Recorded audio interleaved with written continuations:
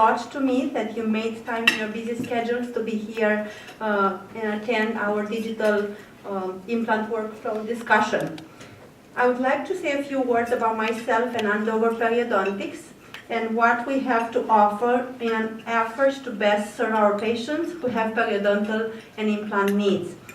After completing my dental degree and general dentistry specialty in Romania, I completed a master's program in neurobiology at Boston University in 2005.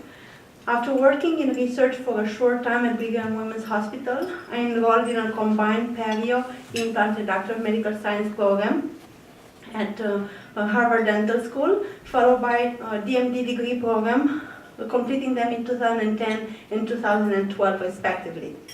I purchased my practice, periodontal practice, from Dr. David Semyas, as you all know, over 6 years ago now. Working with many of you has been extremely rewarding for me, and I hope that you feel likewise. At Andover Periodontics, we use the latest research and technology to get the best outcomes while minimizing patient discomfort and treatment time. Over the past few years, we have invested in dental equipment from the leading manufacturers, including our PlanMeca Promax CBCT scanner to facilitate the highest level of accuracy in implant diagnosis and treatment, a service we also offer as a standalone in diagnosing a myriad of other oral conditions. And this spring, we actually upgraded to an ultra-low dose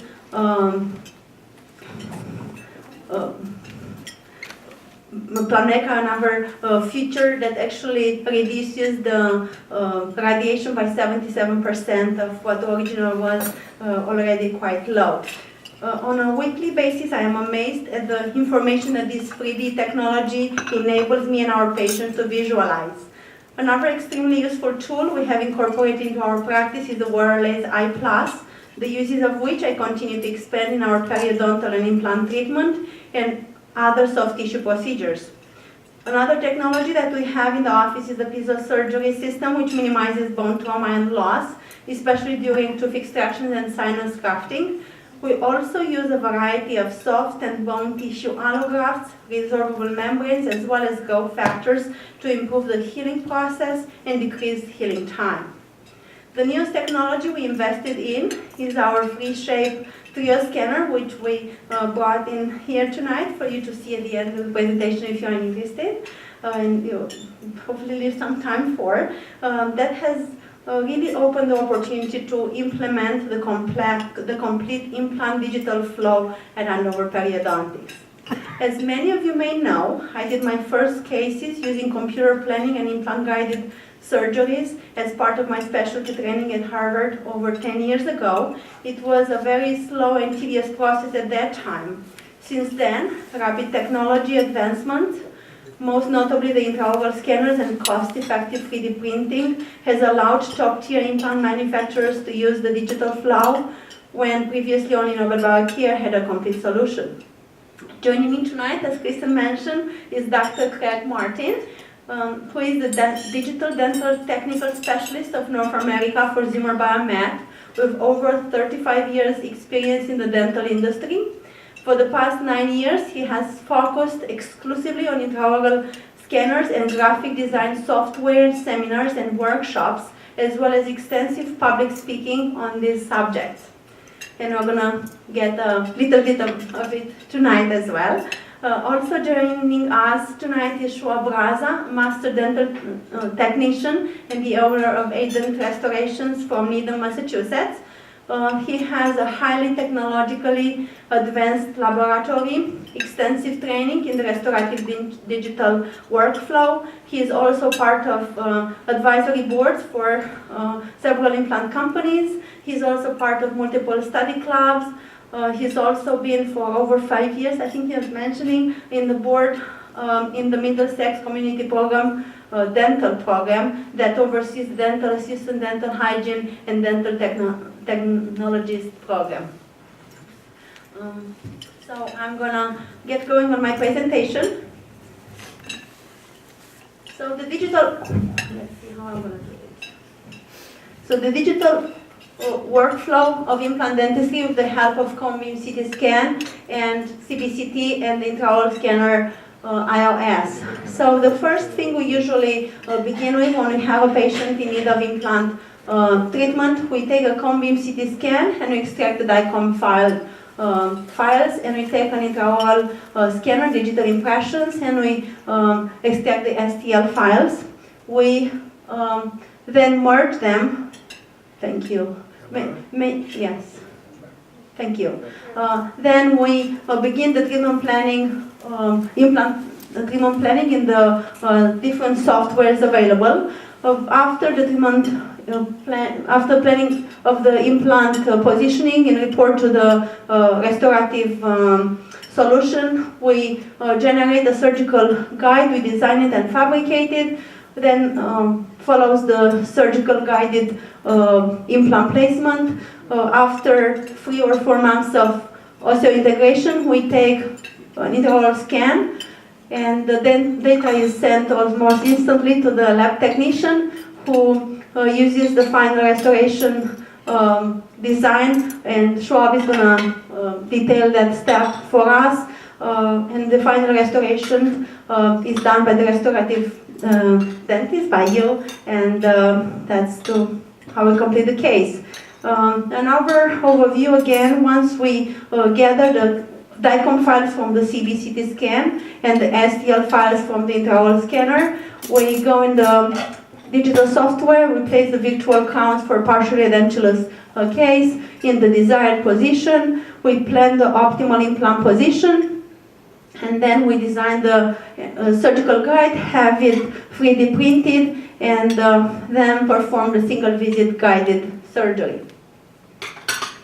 When it comes to the restorative phase of an implant in the digital world, after we have the implant that's also integrated, we take the digital impressions, either using the scan body or the ENCODE Biomet 3i.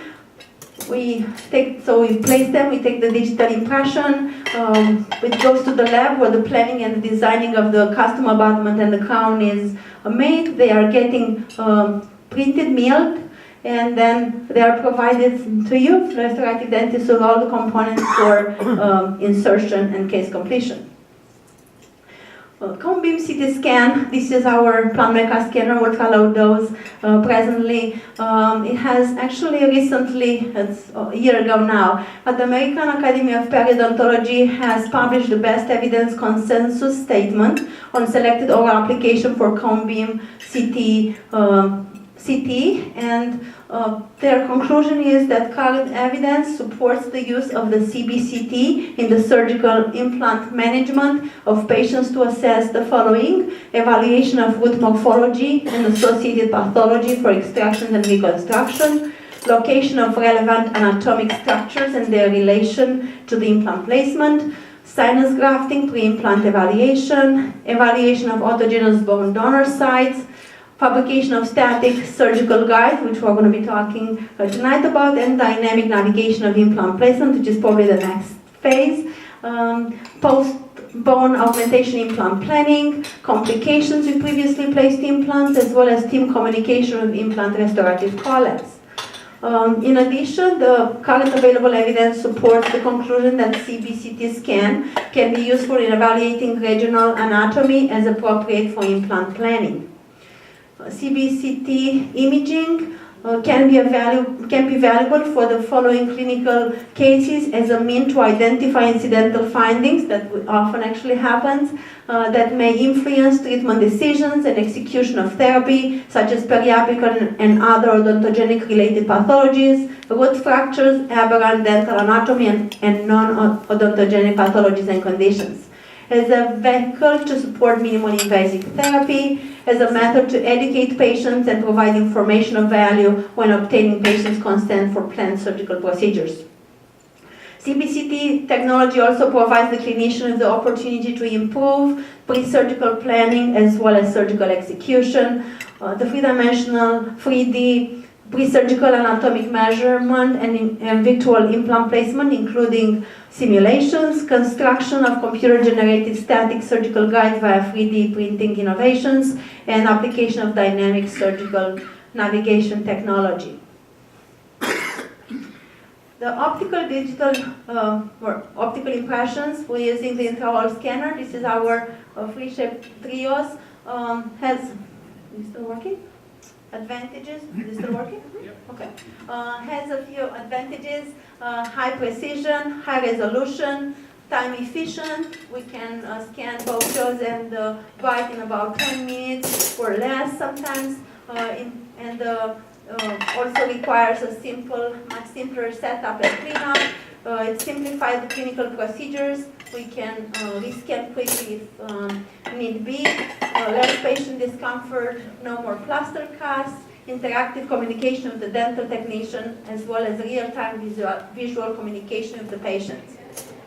Disadvantages, like with anything else, there is a learning curve, like with any other new technology.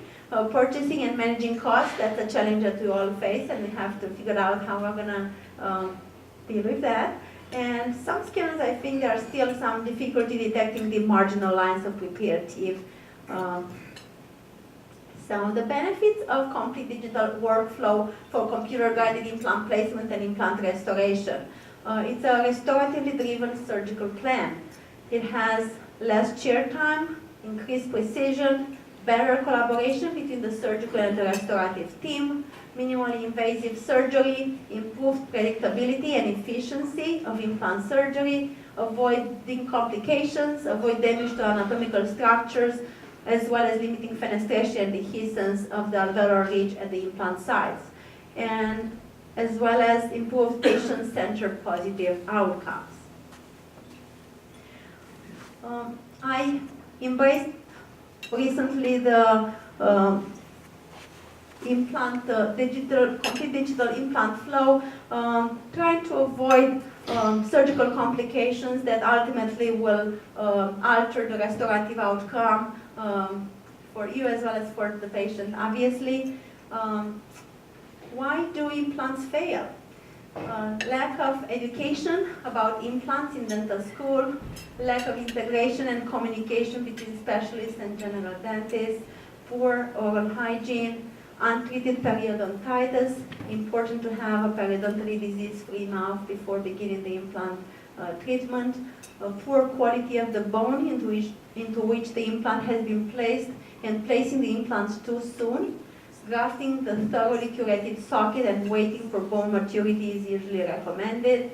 Lack of attached periodontal tissue, keratinized tissue around the implants. Loading too soon, typically 3 to 6 months for osseointegration. Overloading the implants, either excessive or uncontrolled occlusive forces. Inadequate bone density, type 3 and 4 bones requires clinical experience and good judgment. Heavy smoking and or drinking, certain types of host factors such as diabetes, as well as poorly designed implants used for clinical research. I'm going to begin by presenting a few cases of periimplantitis that I having to rescue. This is Joanne, who had a failing implant that has been also integrated for a while, and recently an otherwise healthy mouth that took implant number 21 started giving her some trouble. Surgically, she had in between 6 to 10 millimeter pockets around the implant.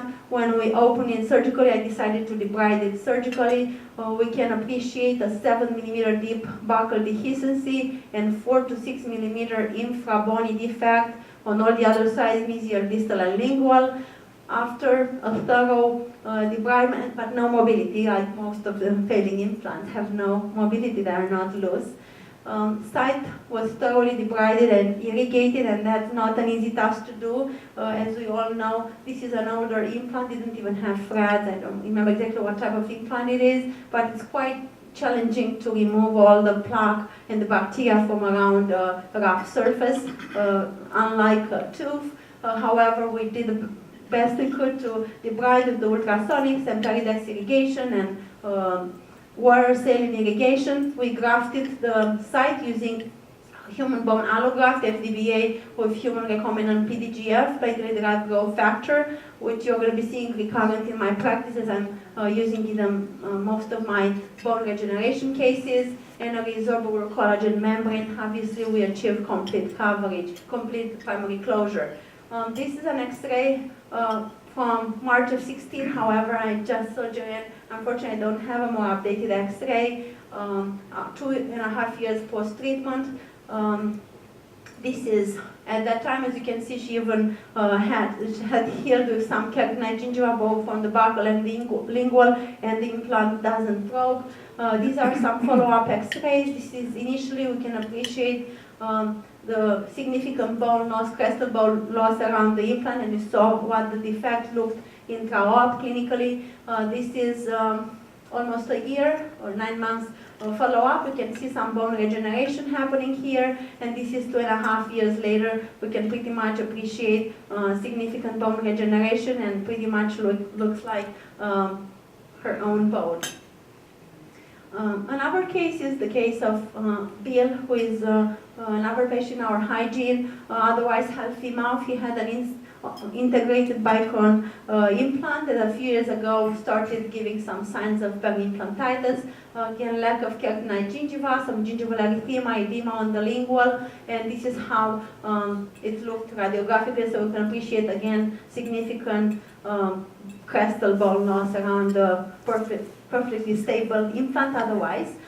We took a cone beam CT scan to try to evaluate and understand pre-op what the morphology of the defect looks like, so we can start planning a little bit our approach. Again, we can see buccal dehiscency. This is buccal, this is lingual, as well as an infrabony defect, not much bone. We can see radiolucency around the implant while we have plenty of bone everywhere else. This is the buccal. And this is how Bill's implant number 30 looked clinically. Again, we exposed a 6 mm deep buccal dehiscency and a 4 to 8 mm deep circumferential infrabony defect. No mobility. Bicon implants are quite difficult, even more challenging than most other implants to clean because they have very deep threads. However, we did the same tedious work trying to clean up and debride as much as possible, irrigate. We grafted again the site using a bone allograft FDBA with human recombinant PDGF, platelet growth factor, and caveolo-resorbable membrane, collagen membrane, and primary stability, primary closure was obtained. Again, we have a few follow-up X-rays. This is his implant in 2005. I don't know exactly how long after it was placed, but seemed quite stable. This is how the implant looked like when I entered surgically, and this is 4.5 years post periimplantitis. Bill was actually in the office today and seems to be fairly stable. The implant, and he's happy we're able to save his implant and no probing around it. Therefore, I think it's very important for any implant treatment and implant placement and restorations to have a very good and solid bone as well as soft tissue foundation for the long-term success of the implants. This is the case of James. I'm going to show a little bit how we create both the bone foundation as well as soft tissue foundation around the implants. He presented to me with failing tooth number 19, who was previously amputated and had started decaying, and he came to me to have implant number 19 and replaced with an implant.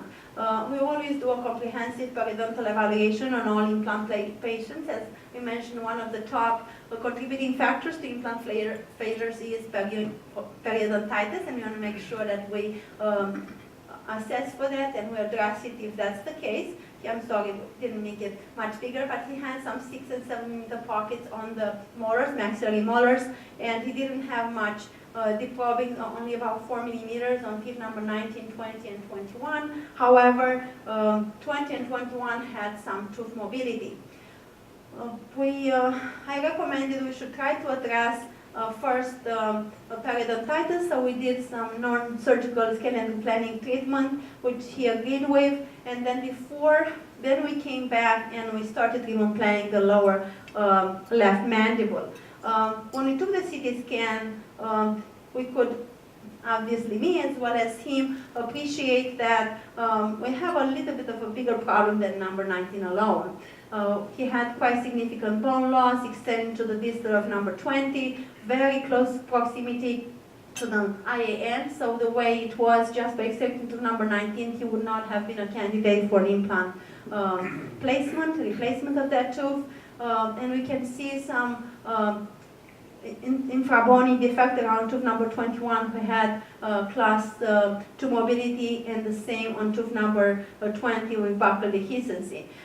Therefore, we decided that he would be better served if we would extract tooth number 19, 20, and 21 and try to regenerate as much bone to this height. So hopefully this way he's going to be having the option of having implants replaced. And this is, even though it took him a little while to wrap his head around it, he did understand that was the best option, and we moved on with the surgery. This is the teeth intra-op. We removed and extracted and thoroughly debrided the sides. We can see the defect clinically. I don't know how much, the best pictures I could take with the infrared camera, but it very much reproduces what we see on the CT scan. Not many surprises there.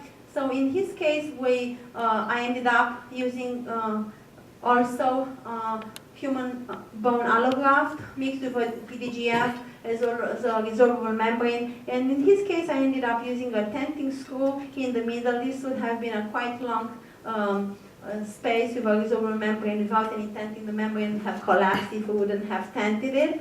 And obviously complete closure, which is paramount for the best outcome after bone grafting.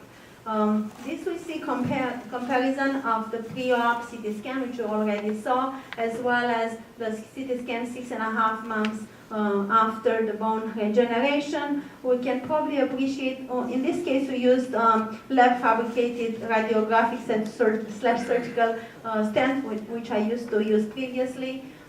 This is the tenting screw. As you can see, we were able to achieve quite a nice bone height and width regeneration. Still a challenging case, however. He only had 10 millimeters to the IAN and less to the mental canal.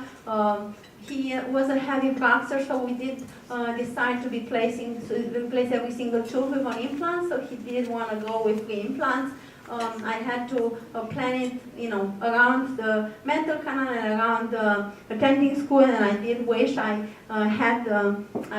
would have placed these implants fully guided. However, I went ahead and I had some information from the CT scan. This is the surgical template that helped me guide or helped me first do the first drilling into the bone. We remove the tenting screw. This is the augmented bone. As you can see, very nice vascularization. We want to use this combination of bone allograft with PDGF and a resorbable membrane. Pretty much everything I use is going to be eventually completely resorbed and restored with the patient's own bone. I'm just providing the scaffolding and the messenger, the growth factor, to stimulate their body to heal bone. And this is what we obtain consistently on all our bone regenerations. And this is the execution, freehand placement of the implants, and I could only place 8.5 millimeter long implants.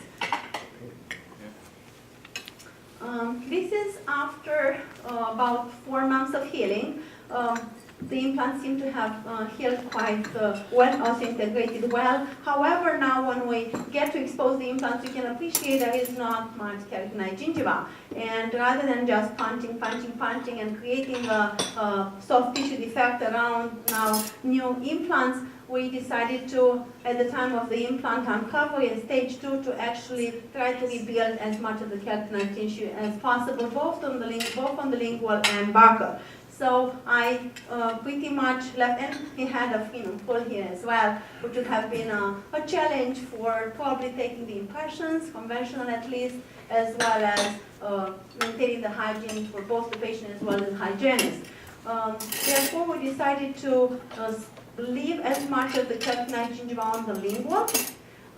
I used the laser for that. We repositioned the mucosa, and I ended up exposing the implants, and I ended up using a free gingival graft to create some keratinized gingiva. As you can see here, 2-month follow-up.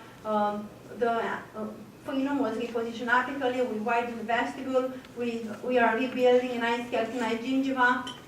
And also the implants are very stable. Number 19 had a -9, -6. This is a period test. I'm gonna in a minute talk about that. So the more negative the number, the more stable and more also integrated the implants are. I'm testing usually at the second stage before I refer the patients back to you to make sure that I do send you well integrated, also integrated implants. -6 for all the implants. -2 is the teeth. You can see much less stability for the teeth. Period test is actually is a measuring device for use in dental procedures. Has been used for a long time to test tooth mobility, and obviously we embraced it in the dental implant treatment and to test the also integration of the implant. Excuse me. So as I was mentioning, how we are reading these values, how we interpret them. So any negative number, and the more negative, the more stable the implant is. It has a good also integration, and the implant can be loaded anywhere between -8 and 0. And 1 to 9 is a clinical examination is required. In most cases, loading is not possible. And between 10 to positive 10 to 50, the also integration is not sufficient, and implant cannot be loaded. I'm going to present next a conventional freehand implant placement case using the lab fabricated surgical guides, which many of you helped me with in our implant cases. And this is what we used to use prior to the fully guided and computer designed surgical template. This is radiographic / surgical stand. The teeth that were to be replaced with implants, we're using the radiopaque material, so we can take the CT scan with this appliance, and we can kind of have an idea where the final counts need to be before, so we can have a kind of a guidance on the CT scan where the implants need to be. This is Bill. He has been missing teeth number 29 and 30 for some time. As you can appreciate, quite a significant lateral resorption with a knife edge bone towards the castle, and tooth number 31 was failing as well. We decided to remove tooth number 31. Obviously, it wasn't going to last. It didn't have a good prognosis, and we did not certainly want to compromise our final results. We did bone regeneration, trying to augment laterally the bone as much as possible to be able to place 2 or 3 implants. Again, we obtained primary closure, the same combination of bone allograft, human recombinant growth factor, and a resorbable membrane. And this is how Bill looked on the CT scan. So this is the scan at the same level. This is before the bone regeneration. As we can see, a quite narrow ridge or bone at towards the crest. And this is about 4 months post-healing. You're going to see how nice and white bone were able to regenerate. Again, this is transversal view of the bone. This is where the tooth needs to be, so the implant needs to be here somewhere, and you can see the buckle of the implant would be exposed. So we decided to build up bone foundation first, and this is all the grafted bone, and we see this as a trend in all our grafted cases.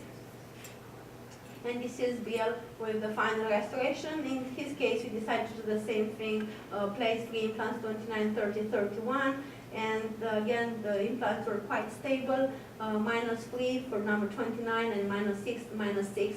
These are the period tests on the crown. So number 30 and 31 were also splinted, so probably that's why I was thinking it gave us a little bit. So the higher up you come from the implant platform, the more positive, or whatever, the higher the number is going to be. So that's why I think on number 29, because it was not splinted, and it was higher up from the implant platform, gave us a -3, which is still very stable. And I'm also going to share with you Lydia's case. She presented with a similar case, and dentulous resort number 30 and 31 site. As you can see how significant lateral bone defect.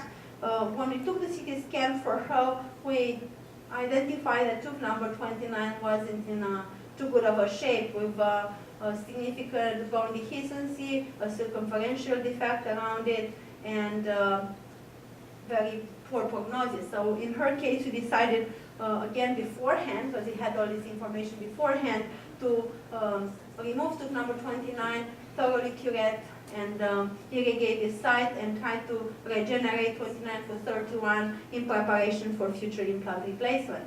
And this is the cone beam CT scan of the regenerated bone. Again, this is the radiographic standard we used to use before. You can appreciate now we have plenty of bone to be able to place the implants right in the middle of the crown to come out, as well as in the middle of the bone, so much better bone foundation. And the bone, if we allow about 4 months of healing with the PDGF, it's also very stable. And I have a way to, even though Hounsfield units are not most precise on a cone beam CT scan versus a CT scan, it does give us some information about the bone quality. So the bone with PDGF is very, very dense. And these are Lydia's implants, but appreciate how nice and wide, this is how it looks clinically. Bone we just saw the cone beam CT scan, we were able to place them hopefully as close as possible to where desired. And again, she had no keratinized gingiva around the implants, and I couldn't just punch and create a mucogingival defect from the beginning. We decided instead to rebuild some keratinized gingiva facial to the implants to increase the vestibule and again create a very good hygienic outcome for her. We're going to slide into the fully guided implant placement cases with using the lab fabricated wax up restoration. So this is how we used to be, and still probably if you don't have the intraoral scanner, this is how we place and plan the guided implant placement on cases that don't have an intraoral scanner. So this is how we used to do our Nobel cases. This is a patient, a young patient, healthy, but she had tooth number 27 congenitally missing. Therefore, not much bone, alveolar bone was developed inside number 27, and she had quite significant recession and mucogingival involvement. So again, we remember we want to create good bone foundation and good soft tissue foundation. We started with building up a nice soft tissue foundation with nice wide, thick keratinized gingiva around the teeth as well as over the grafted, to be grafted side. And then we did a bone augmentation, lateral bone augmentation. We let it heal for about 4 months, but when I took the CT scan, that's all we had to work with. So even if it was a single implant, I could not see how I can possibly place an implant in the precise, only one position that they had. A 0.5 millimeter was way too much deviation in any direction to be not engaging or not coming out on the narrow constriction, mandibular constriction, and being making sure that we're going to be placing the implant in bone with both buccal and lingual bone. So we, in her case, we took conventional impressions. We sent it to the lab fabricated the cast and also the wax up of the tooth in the desired position.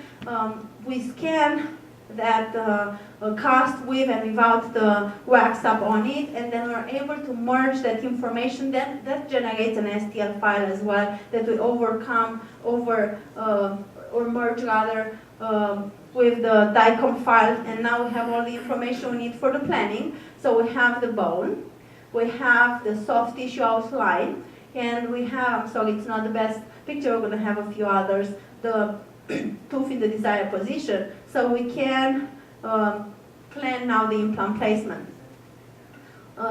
Based on this, we're able to generate a surgical template with the precise position of the implant to simulate what we planned pre-op. And we're able to be placing in her case, so she has been waiting for this tooth for a long while, and she would have liked to have an immediate restoration. So we did decide the bone, even though it was very narrow, but guide placement gives even better stability, initial stability than the freehand. So we did decide and had a good periodontist and ISQ values actually to test the implant, and we did decide to restore it immediately. That's a temporary restoration, pre-op fabricated, and that's another advantage of having all this planning beforehand. And this is Melissa 3 months after the guided implant number 27.